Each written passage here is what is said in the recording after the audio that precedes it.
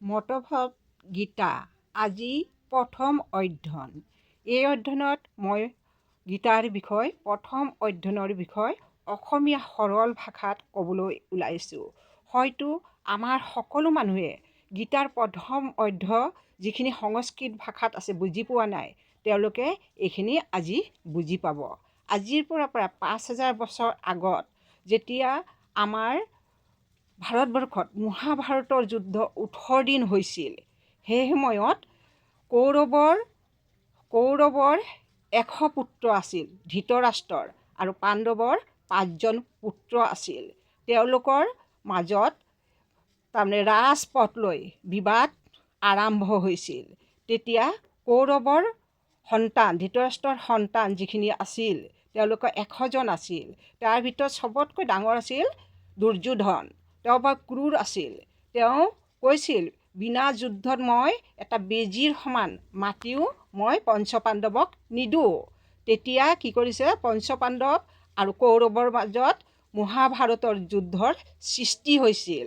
সেই যুদ্ধত ভাগ লৈছিল ধৃতৰাষ্ট্ৰৰ ১০০জন পুত্ৰ, আৰু তেওঁৰ লগত ৰাজ্যৰ অন্যান্য ৰাজ্যত বহুত ডাঙৰ ডাঙৰ বীৰসকলে, আৰু তেওঁৰ প্ৰধান সেনাপতি আছিল ভীষ্ম, পিতামহ ভীষ্ম, আৰু তেওঁলোকৰ যি গুৰু আছিল দ্ৰোণাচাৰ্য, তেখেতেও ভাগ লৈছিল, কৰ্ণও ভাগ লৈছিল, মহাৰথীবোৰ আছিল।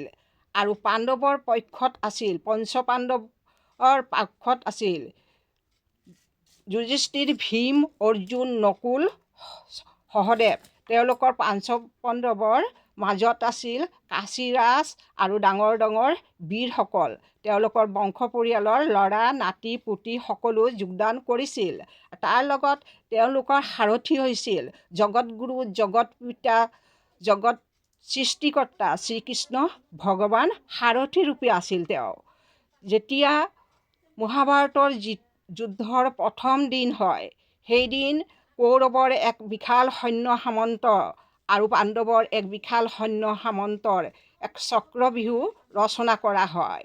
দুই পক্ষ সন্মুখীন হয় আৰু নানা ধৰণৰ শংখৰে গৰ্জন হয়, আকাশ পতাল গৰজি উঠিছিল।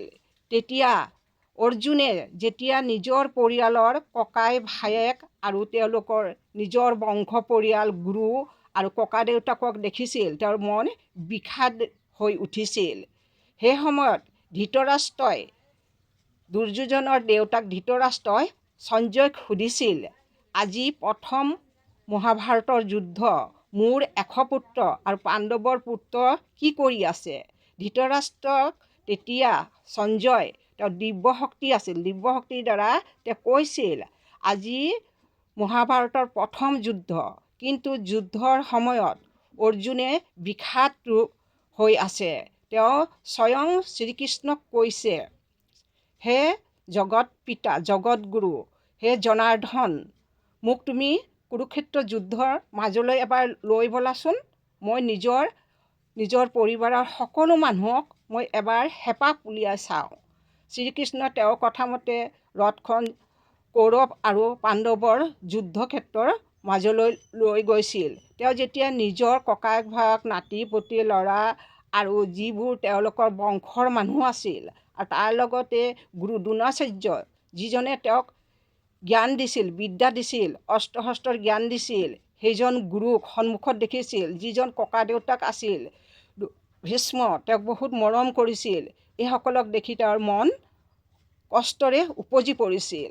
তেওঁ চকুলো ওলাইছিল, চকুৰ পানী ওলাইছিল, আৰু তেওঁ গোটেই গাটো শিয়ৰি উঠিছিল। তেওঁ শ্ৰীকৃষ্ণক কৈছিল, হে জনাৰ্দন, মই কেনেকৈ তেওঁলোকক হত্যা কৰিম কোৱাচোন? মই তেওঁলোকক হত্যা কৰি মহাপাপত যাব নোৱাৰোঁ দেই। কিয়? মই কুলৰ বংশ নষ্ট কৰিব নোৱাৰোঁ। কিয়? ই মহাপাপ।